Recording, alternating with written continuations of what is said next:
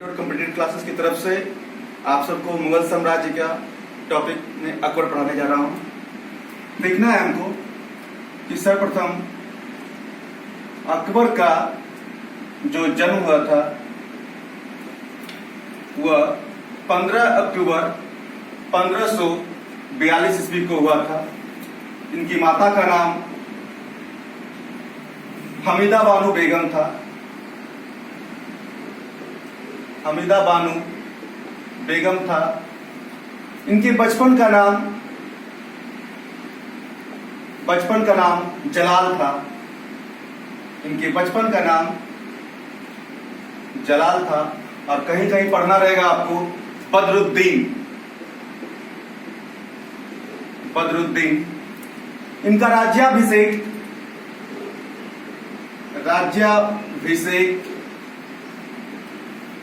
14 फरवरी 1556 ईस्वी को हुआ था, जिस समय अकबर की आयु 13 वर्ष थी। उसके बाद राज्याभिषेक फिर से एक बार आप सबको ले आएंगे हम कि अकबर का जो जन्म हुआ था 15 अक्टूबर 1542 ईस्वी को हुआ था। अक मतलब होता है अक्टूबर और यहां से आपको 1542 में 15 लाना है। इस प्रकार से अकबर का जो जन्म हुआ था 15 अक्टूबर 1542 ईस्वी को हुआ था। इनकी माता का नाम हमीदा बानो बेगम था एवं पिता का नाम हुमायूं था। इनके बचपन का नाम जलाल था और कहीं कहीं बुक में पढ़ना है बदरुद्दीन। इनका राज्याभिषेक 14 फरवरी 1556 ईस्वी को हुआ था, जिस समय अकबर की आयु 13 वर्ष थी। और अकबर का राज्याभिषेक जो हुआ था पंजाब के कालानौर नामक स्थान पर हुआ था। इसका राज्याभिषेक हुआ था वो पंजाब के कालानौर नामक स्थान पर हुआ था। उसके बाद हम आएंगे अकबर के जो शिक्षक थे वह अब्दुल लतीफ थे जो कि शिक्षक थे। और अब्दुल लतीफ एक ईरानी विद्वान था। इस प्रकार से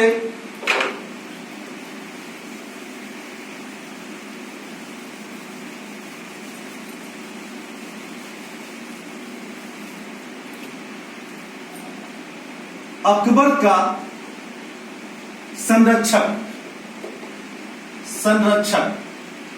तो अकबर का मतलब संरक्षक में बॉडीगार्ड होता है।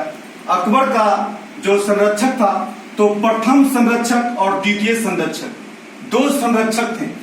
एक संरक्षक जो प्रथम संरक्षक का नाम था, उनका नाम था मुनीम खान और द्वितीय संरक्षक का नाम था बैरम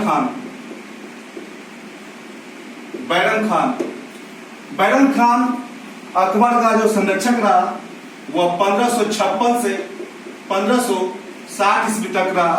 इस प्रकार से हम जानेंगे कि आपको क्वेश्चन भी आएगा कि अकबर का प्रथम संरक्षक कौन था, तो मुनीम खान था और अकबर का द्वितीय जो संरक्षक था वह बैरम खान था।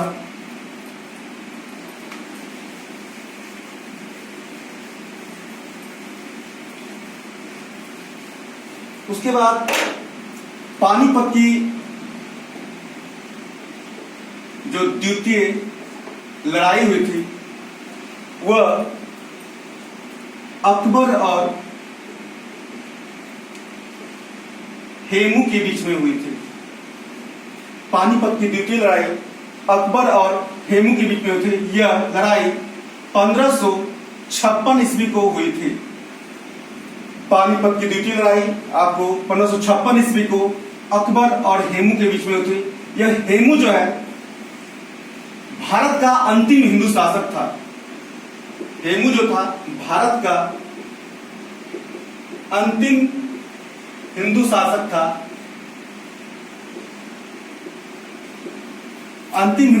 था। इसने टोटल 22 बार विजेता कहलाया था और इस कारण इसे विक्रमादित्य भी कहा जाता है। इस कारण इसे विक्रमादित्य कहा भी जाता है। और हमने आप सबको पहले बताया था कि कि अब तक 14 ऐसे शासक हैं जिसने विक्रमादित्य की उपाधि धारण किया था। और इस पानीपत की द्वितीय लड़ाई में अकबर की जीत हुई और खेमू की हार हुई थी। इस प्रकार से हम अब जानेंगे बैरम खान की हत्या के बारे में। तो बैरम खान की जो हत्या हुई थी वह 1560 ईस्वी को हुआ था। एक्चुअली यह बैरम खान सिंध की यात्रा को जाते समय एक गुजरात का स्थान है पाटन, गुजरात में एक स्थान का नाम है पाटन, वहां पर इसकी हत्या कर दी गई थी। उस अफगानी का नाम था मुबारक खान। मुबारक खान नामक अफगानी ने बैरम खान की हत्या कर दी थी। एक बार फिर से आएंगे हम। अकबर का जो संरक्षक था बैरम खान, इसकी हत्या 1560 ईस्वी को हो गई थी। यह सिंध की यात्रा पर निकला था और सिंध की यात्रा पर निकलते समय इसे गुजरात के एक स्थान है पाटन, उस पाटन नामक स्थान पर जाते समय जब पहुंचा तो मुबारक खान नामक एक अफगानी ने इनकी हत्या कर दी। फिर आप सबको एक और युद्ध हुआ था, हल्दी घाटी या युद्ध, हल्दी घाटी का युद्ध। यह युद्ध मेवाड़ की शासक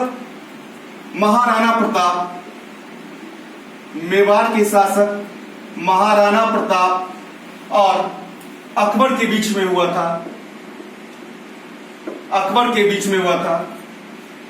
यह युद्ध जो हुआ था वह 1576 ईस्वी को हुआ था। यानी इस प्रकार से जानेंगे कि हल्दी घाटी का युद्ध महाराणा प्रताप और अकबर के बीच में हुआ था और यह युद्ध 1576 ईस्वी को हुआ था। इस युद्ध में महाराणा प्रताप की हार हुई और अकबर की जीत हुई थी। इस युद्ध में महाराणा प्रताप की हार हुई और अकबर की जीत हुई। इस युद्ध में अकबर की तरफ से जो नेतृत्व किया था वह अकबर का एक सेनापति था। अकबर का सेनापति था मान सिंह। अकबर का एक सेनापति था मान सिंह और आसफ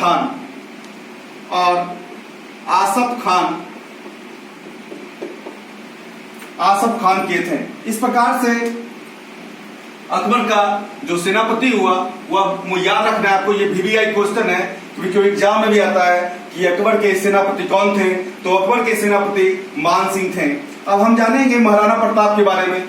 तो महाराणा प्रताप मेवाड़ के शासक थे और इनकी जो मृत्यु हुई थी वह 57 वर्ष की अवस्था में हुई थी। 57 वर्ष की अवस्था में हो गई थी। इस प्रकार से अकबर के थे महाराणा प्रताप की मृत्यु 1597 ईस्वी को हुई थी। पॉइंट आप नोट कर लीजिए। प्रताप की मृत्यु 1597 ईस्वी को हो गई थी। अकबर के कुछ महत्वपूर्ण कार्य पर, अकबर के महत्वपूर्ण कार्य पर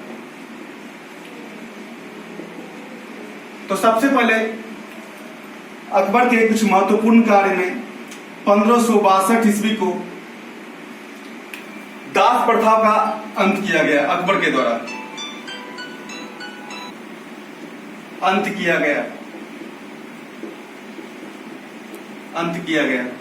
अकबर के द्वारा। यह दास प्रथा है क्या? यह दास प्रथा अकबर द्वारा जीते गए जो प्रांत होते थे उसमें जितने भी सारे व्यक्ति को पकड़कर उसे गुलाम या दास बनाया जाता था। इसलिए अकबर ने इसे 1562 ईस्वी को इस दास प्रथा को ही अंत कर दिया। बाद एक और कर था 1563 में तीर्थ यात्रा कर तीर्थ यात्रा कर। यह तीर्थ यात्रा वैसा कर था जो भी व्यक्ति तीर्थ पर निकलता था उसके लिए एक टैक्स लगाया गया, जिसे तीर्थ यात्रा करके नाम से भी जाना जाता है। और इसे अकबर ने 1563 में इस तीर्थ यात्रा कर को ही समाप्त कर दिया। उसके बाद फिर हम आएंगे 1564 में अकबर ने जजिया कर को समाप्त किया। जजिया कर को समाप्त किया।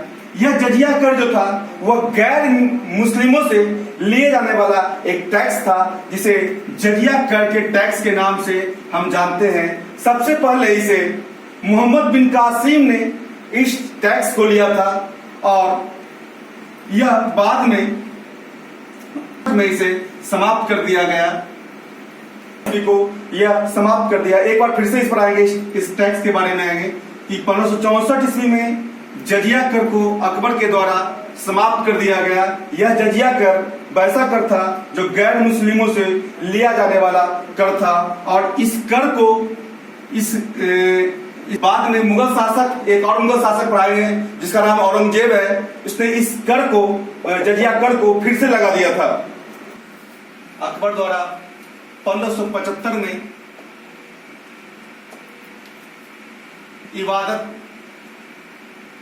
इबादत खाना की स्थापना की गई थी। क्या था? तो सबसे पहले यह इबादत खाना जो था वह मुस्लिमों के लिए था। यह पहले इस्लाम के लिए, इस्लाम के जो धर्मगुरु थे उनको एक सभा बुलाई जाती थी जिसका नाम था, रखा गया इबादत खाना। बाद में अकबर द्वारा इसे सभी धर्मों के प्रमुख को बुलाकर एक सभा अपनाई गई, जो बाद में रखाया गया। फिर से इसे कहा गया इबादत खाना, जिसकी स्थापना अकबर द्वारा 1575 ईस्वी को की गई थी। और इबादत खाना जो था वह फतेहपुर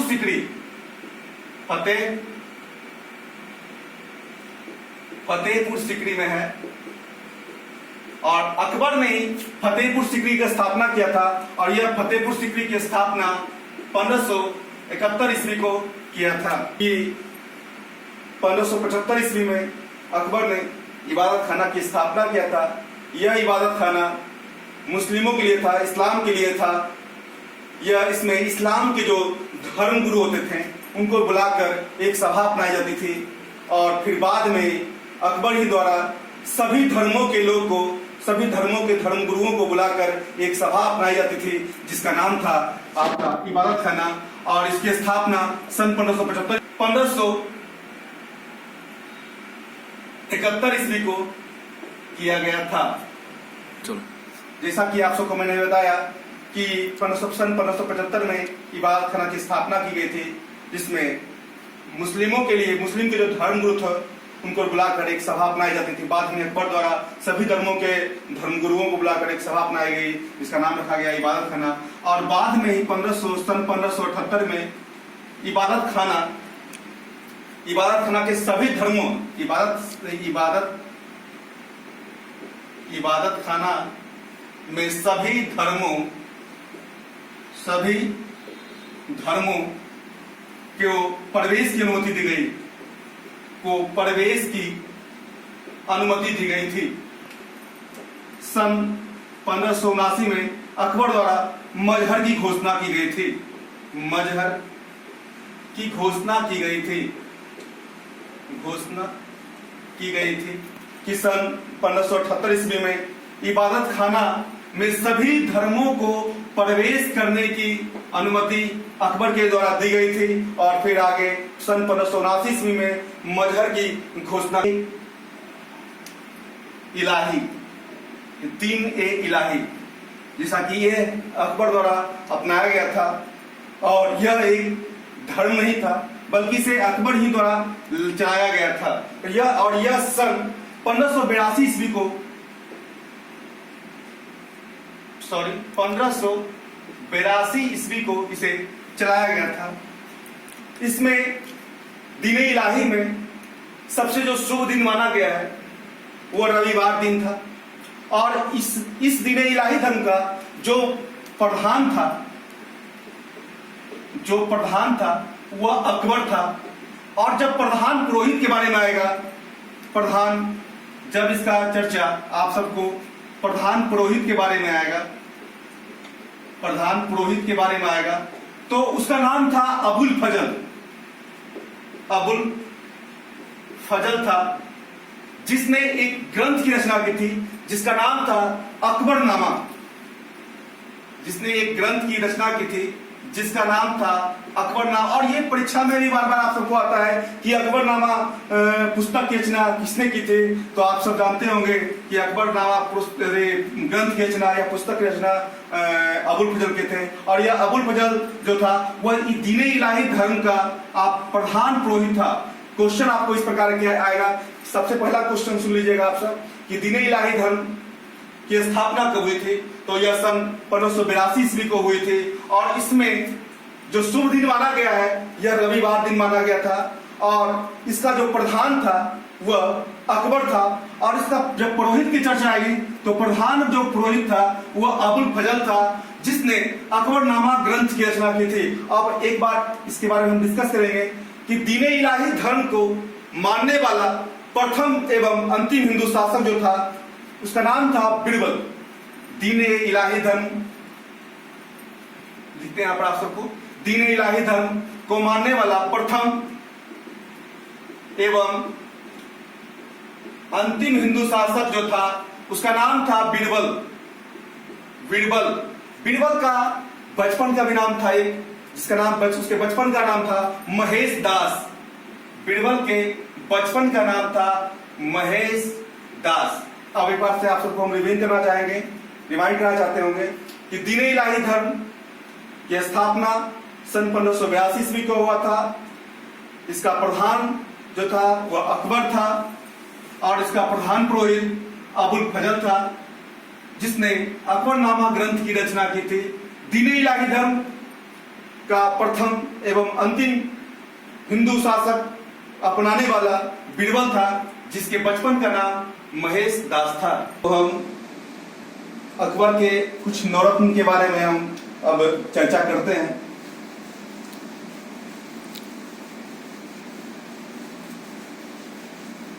नवरत्न के बारे में हम चर्चा करने जा रहे हैं। नवरत्न, नवरत्न के बारे में हम चर्चा करेंगे, जिसमें पहला नाम जो है नवरत्न का तानसेन। तानसेन, तानसेन के बचपन का नाम जो था वह रामातनु पांडे था। रामातनु पांडे था। इनके बचपन का नाम रामातनु पांडे था। और इन्हें अकबर ने कंठाभरण बानी बिलास की उपाधि से सम्मानित किया था। और इन्हें अकबर द्वारा कंठाभरण बानी बिलास की उपाधि से सम्मानित किया गया था। और रामातनु पांडे यानी तानसेन मतलब अकबर के दरबार में आने से पहले यह रामचंद्र के दरबार में रहते थे। चलिए फिर 10 से 12 क्वेश्चन इसमें छूट रहा है, आपको अगले क्लास में पूरा किया जाएगा। और विशेष हमारे sir mentor computer classes Dhananjay Kumar director आप सबसे कुछ कहना चाहेंगे। जैसा कि अभी आपको मिस्र आज अकबर का टॉपिक पढ़ा है, उसमें कुछ क्वेश्चन बचा हुआ है, वो क्वेश्चन भी आपका करवा दिया जाएगा। और हम कल जो हमारा टॉपिक है वो है आपका यूनिट एंड डायमेंशन, फिजिक्स का टॉपिक उठाएं, मात्रक एवं बीमा। खास करके इसमें रेलवे से 1-2 प्रश्न मिलेगा आपको, एसएससी में प्रश्न रहता है।